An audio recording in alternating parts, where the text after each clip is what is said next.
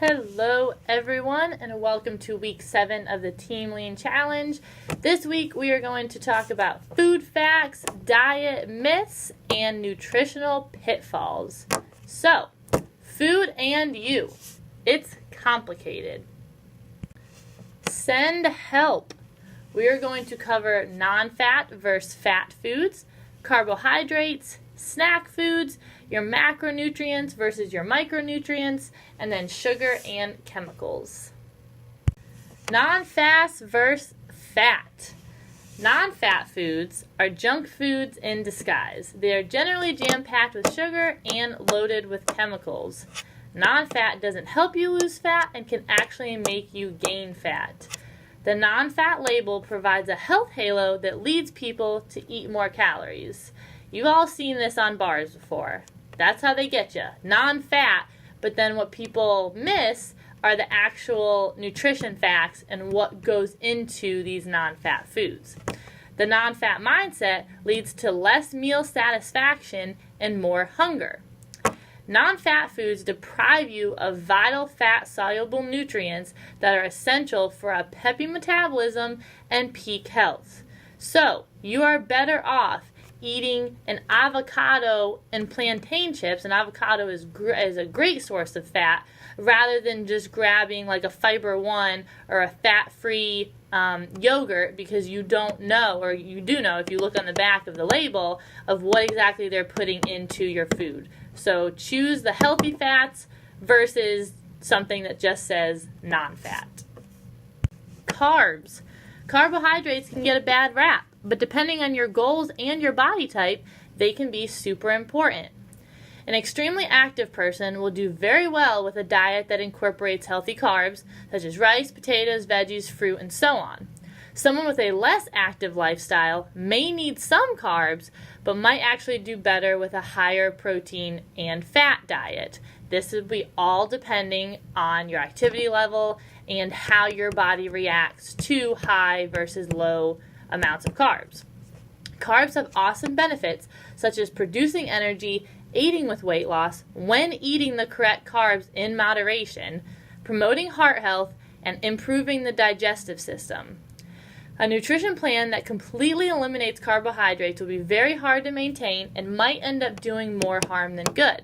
I know keto is an extremely popular diet now, and I'm not saying that might not work in the short term, because it does work for a lot of people, but maintaining that ketosis for a long period of time could do more harm on your body. So it's not necessarily bad to eat carbs. You just have to eat the right types of carbs and know how your body responds to the types of carbs that you're eating.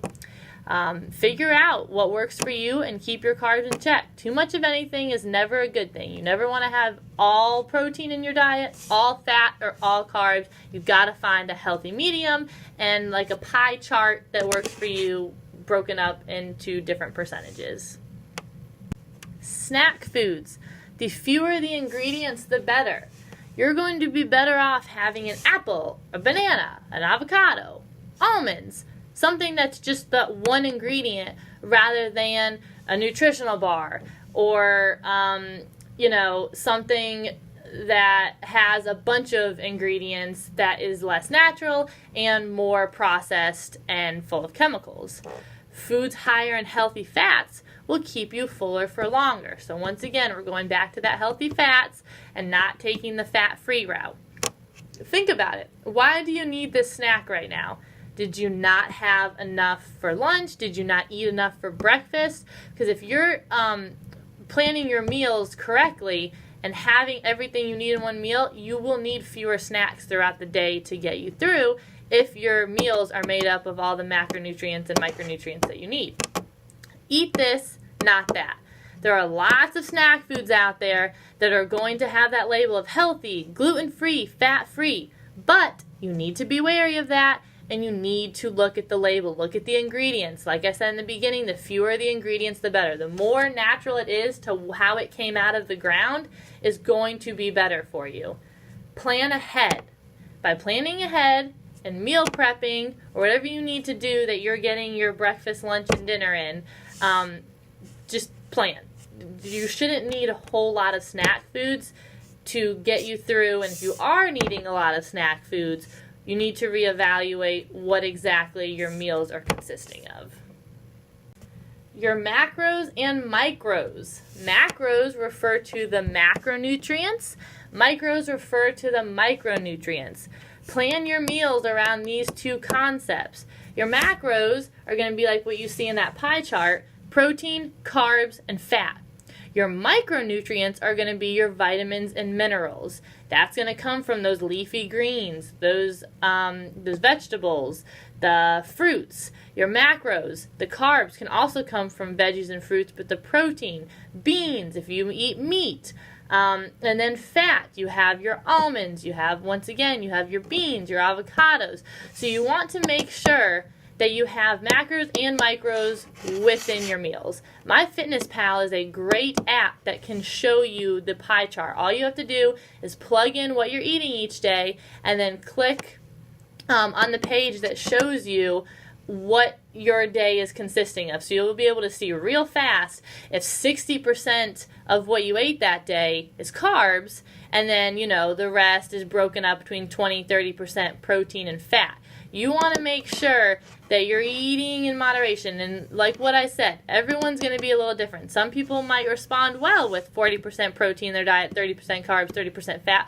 Or you can tweak it a little bit of like 30% protein, 40% carbs. 50, 60, 70, I got to do that math in my head, 30% fat. So that can all be tweaked. And we have Good Measures, which is a nutrition program here that can actually help you figure out what you need to eat depending on your goals and your body type. Like I said, different percentages for different people. And real food produces real results. The better food that you eat, the better you will feel throughout the day. Sugar and chemicals. Processed foods are usually higher in sugar and high fructose corn syrup. Processed foods are hyper rewarding and can lead to overconsumption. Processed foods contain all sorts of artificial ingredients. Many people can literally become addicted to processed junk foods. That is why it is so easy for so many people to gain weight because of eating the processed junk foods, because they taste so good and people don't want to stop, because once they keep eating them, their body will literally crave that type of food. And processed foods are often high in refined carbohydrates. Those are not the carbohydrates that are going to lead to the healthy weight loss and the healthy digestive system and produce energy. You're going to shoot up and then you're going to go right back down. Most processed foods are low in nutrients. Processed foods also tend to be low in fiber. And if it's low in fiber, your digestive system is not going to appreciate that. Your digestive system needs fiber to operate optimally. It requires less energy and time to digest processed foods, which means that your metabolism is not going to have to work as hard.